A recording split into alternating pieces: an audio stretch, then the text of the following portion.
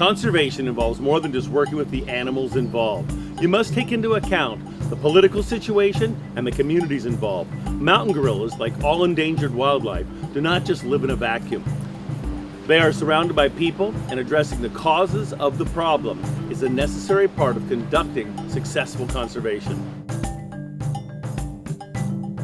Mountain gorillas live in a very small region in Central Africa.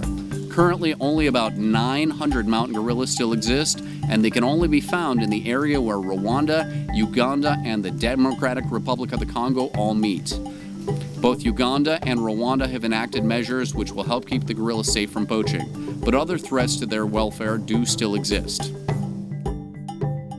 A primary threat to mountain gorillas is that they live in close proximity to villages in one of the poorest countries in the world.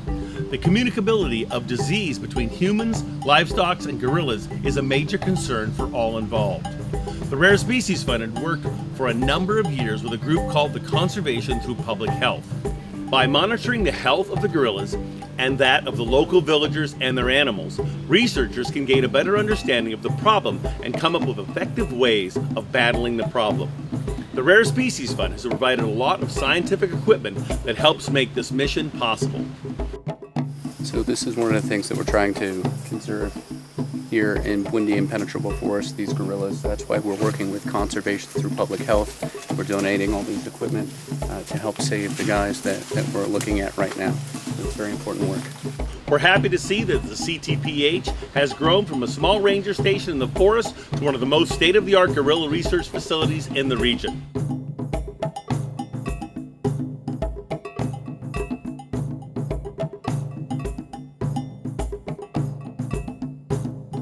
A large portion of preventing the gorillas from getting sick is to educate and increase the health of the local people, the people the mountain gorillas come in contact with. This education can be as simple as teaching people to wash their hands and to help ensure that they have clean water. The Rare Species Fund sent the Conservation Through Public Health co-founder Stephen Rubanga to India to a month-long sustainable farming seminar. The knowledge Stephen has gained has helped start a community agriculture project. It is providing food, it is providing jobs to the people that might otherwise remain impoverished. Helping the community at large helps locals realize that there is an inherent value in protecting the gorillas.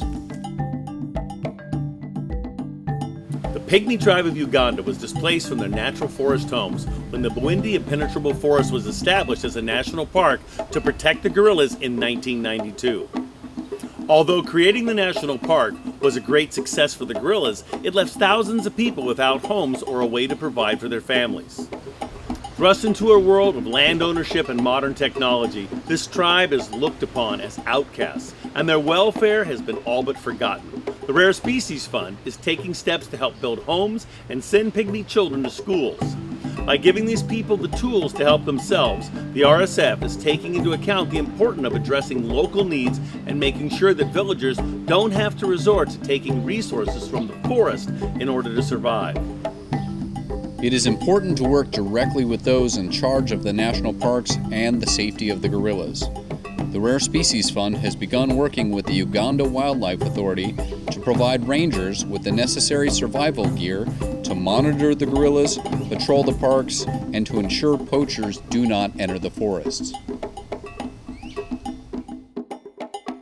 By selectively addressing these key projects, the Rare Species Fund is able to help accomplish what has not been done before. Mega grants, though important, cannot achieve what individual species grants can. Our targeted grants support a specific solution in a certain location. We develop a network of people on the ground who can respond quickly to emergencies and local issues. The Rare Species Fund is helping to both build and support a community of conservationists in biodiversity hotspots.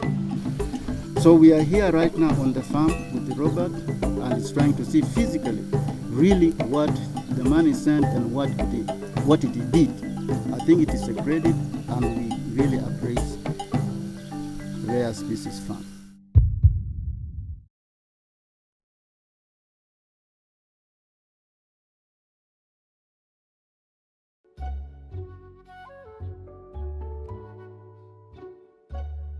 There are maybe 3,000 wild tigers in the world today.